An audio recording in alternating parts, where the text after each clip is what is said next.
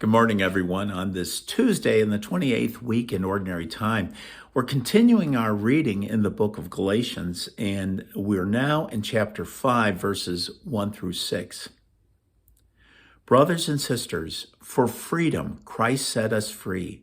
So stand firm and do not submit again to the yoke of slavery. It is I, Paul, who am telling you that if you have yourselves circumcised, Christ will be of no benefit to you.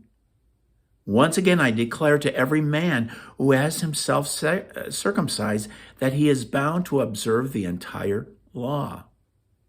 You are separated from Christ. You are trying to be justified by the law. You have fallen from grace. For through the Spirit, by faith, we await the hope of righteousness. For in Christ Jesus, neither circumcision nor uncircumcision counts for anything, but only faith working through love. The word of the Lord. Thanks be to God. Okay, we've been on this journey started last week, of this false gospel that Apostle Paul's trying to address. And now it comes to its head. It's like we now understand what he's trying to get at with them. And there apparently had been folks who were trying to, probably with good intentions, but with the idea that for a Gentile, you first need to come under the covenant of Moses, come under this covenant that was given there. And part of that is the sign of the covenant is circumcision. Now, Apostle Paul bluntly here obviously says that's completely false.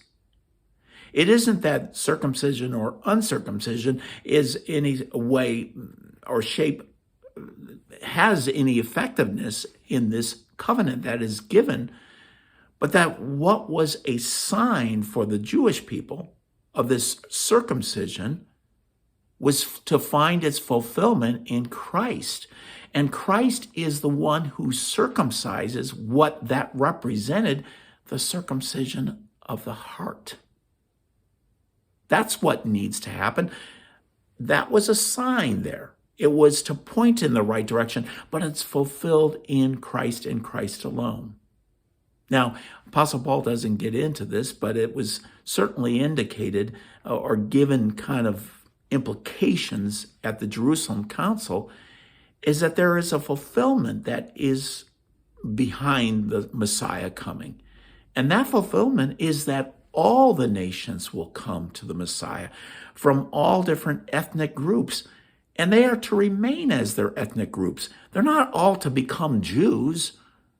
No, they are to be incorporated in this wonderful gift of the Messiah through the Jews, but they are to come as their own group. The multiplicity of people groups, all part of it, and that is clear throughout the Old Testament. So the idea that all the Gentiles need to become Jews in order to participate in the covenant of Christ is false. And Apostle Paul wants to make that bluntly clear.